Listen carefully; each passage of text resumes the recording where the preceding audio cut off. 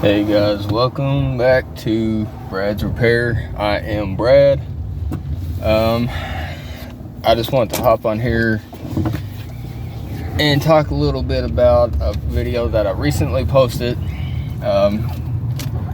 It was a discussion on cold air intakes, and more specifically the cold air intake filter.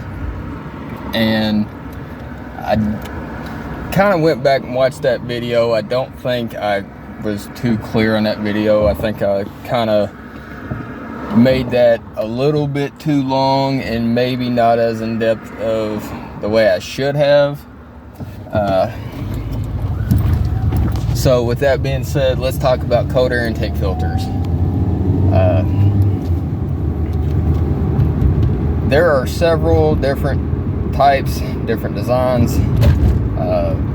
There's what you would consider encased cold air intake filters, which will usually be completely encased except for a front port, a big old funnel type design. Those are not as common, and then you just have your traditional cone style, and those are very common, especially when it comes to shape and purpose. The only difference in a lot of those and your traditional cone filters is basically going to be the length, and then whether or not the end of it is capped off, or if it actually has an extra port in the front, so that if you're running a forced induction system, it would allow you to have that front port for air to be directly injected into it. And one of the things that I always get asked when it comes to cold air intake systems in general is, do I need one? Will my car run on it? Guys, it's all about the setup of your vehicle, is what it really comes down to. Do you need it? Maybe not. If you're running a naturally aspirated vehicle that's completely stock, no turbos, no superchargers, nothing of that type of nature, really all you're going to gain out of that is just a hair bit of throttle response. It's generally going to be on the spectrum of, it's either you're going to get a little bit of more power on the low end being takeoff, or you'll get a little bit more throttle out of it, a little bit more power push on top end, being up into your RPMs, usually on, you know, your last gear of your transmission type of thing. So highway speeds when you're doing 55, 60, 70 miles an hour. But do you need one? No, not really. So the purpose of the cold air intake filter or cold air intake system was actually put in mind when it comes to things that are turbocharged or supercharged. Do people run cold air intake systems on naturally aspirated motors? Yeah, I'm running one right now. I don't have a turbo, I don't have a supercharger. I have a few small mods and a few tunes adjustment to my car, to where I now have to run a specific type of fuel. I can change it very easily. We can get into that ordeal on a different spectrum. But when it comes to naturally aspirated vehicles, if you put a cold air intake system on it, it's not going to hurt it necessarily. If you do a reviews or you look up cold air intake systems, or cold air intake filters, generally it's going to come down to, they'll usually all say, well, it gives you more power, more fuel economy, better throttle response, things of that nature. To a certain degree, I will agree with that. For the most part, I'm not going to. I have ran a cold air intake system on the car that I'm currently driving, which is my 1997 Toyota Corolla. I also have one on my wife's 2008 Nissan Altima. And if you see my last video, you've seen the two different types that I'm currently trying out, seeing what works best for my cars.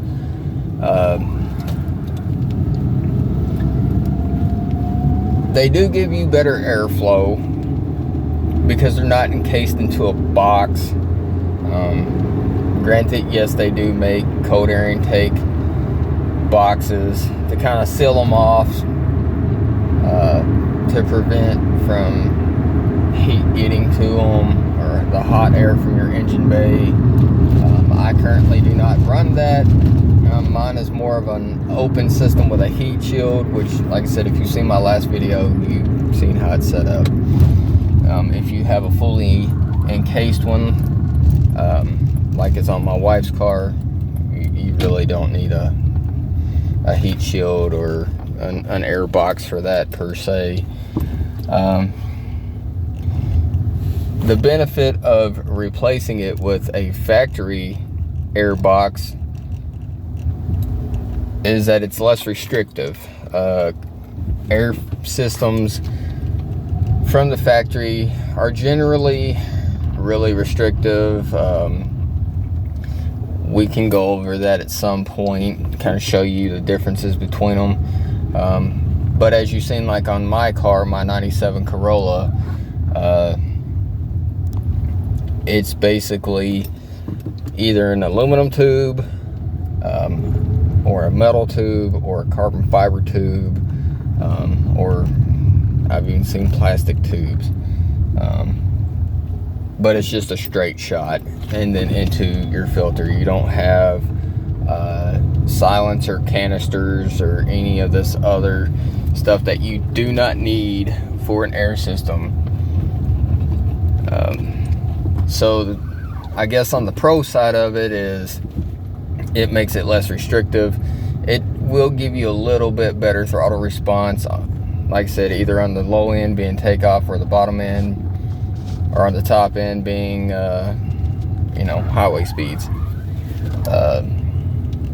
A con to those, or the negatives to it, I guess, would be more of the spectrum of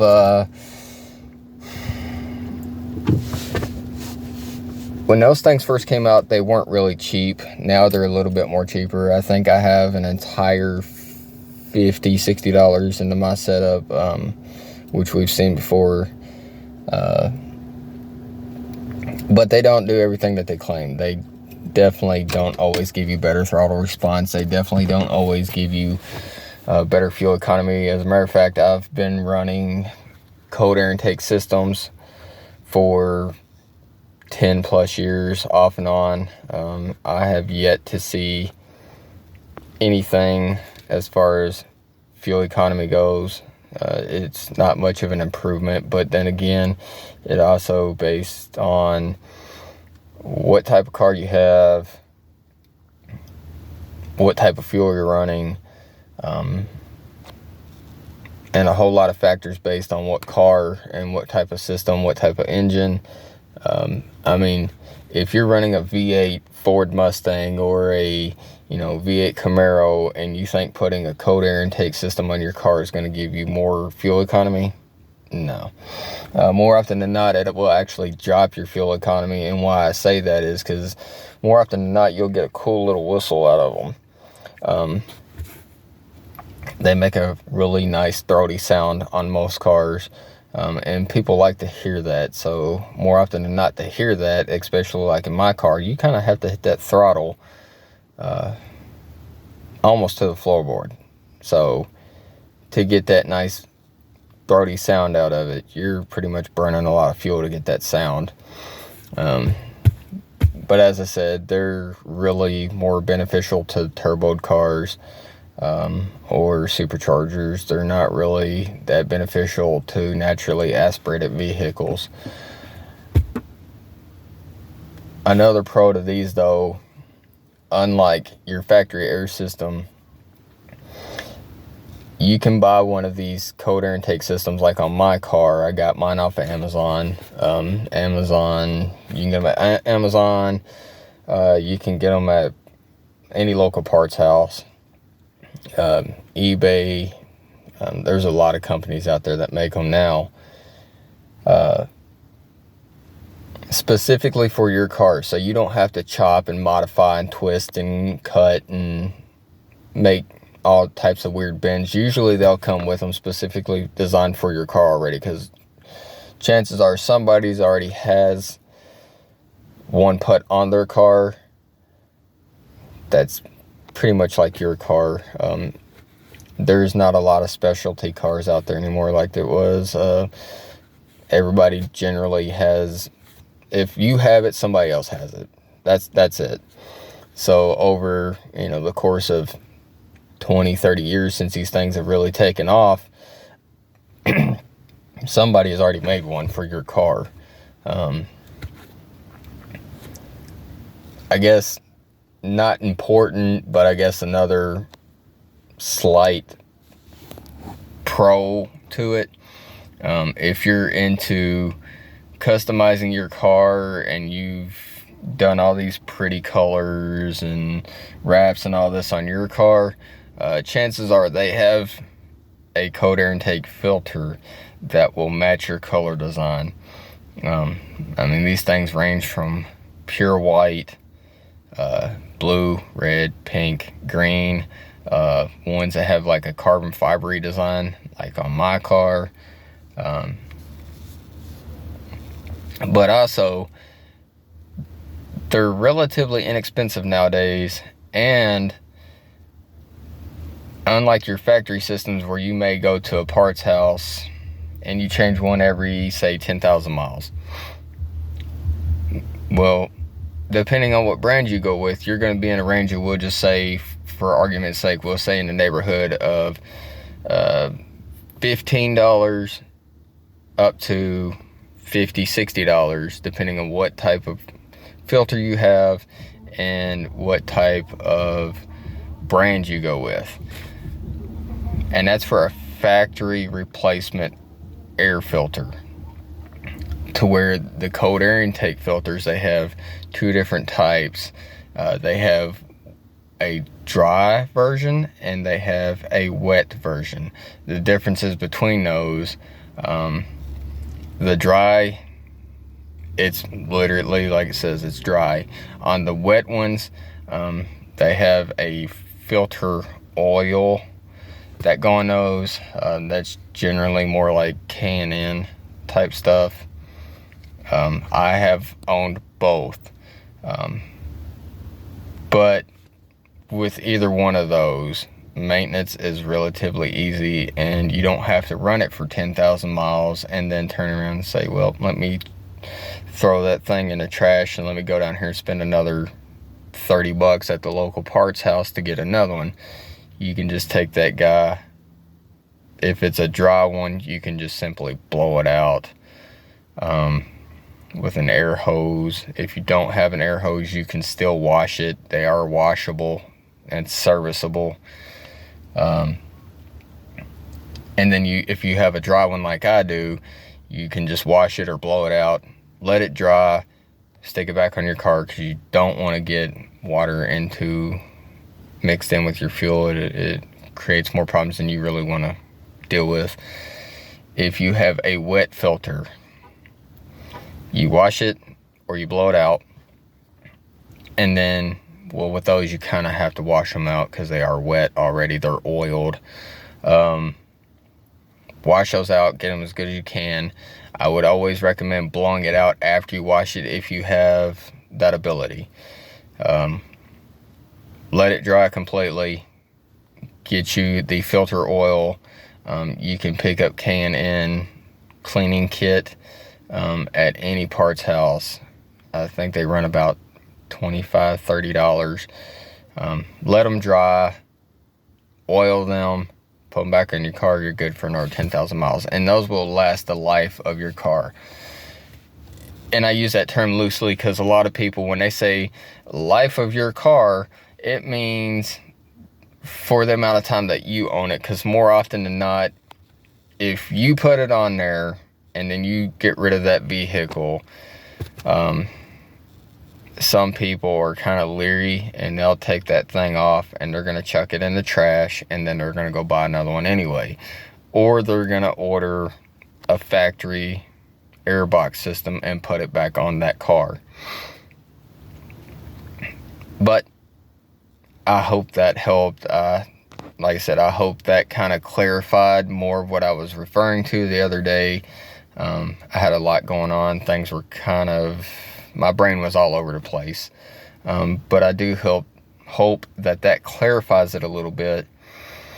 On the next video, I think I'm going to try to do a little introduction. Probably won't be too long. A little bit more about me, why I decided to start this channel. But I hope this helps. I hope I kind of clarified it for you. I hope that maybe leads you down the road of, do I want one? Do I not? Do I need it? Do I not? If you do get one, send me a picture. Put it down in the comments in the bottom of this video here. Or even a short video, maybe of one on your car running. Let's see what it sounds like. See if it kind of fits your car as far as the vibes of it go. But yeah, I hope this helps. If you like this video, like I said in the last video, guys, I'm new to this. I'm just starting out. I'm recording on a crappy cell phone camera. If this takes off, I do plan on investing in better equipment, making longer videos, more in-depth videos.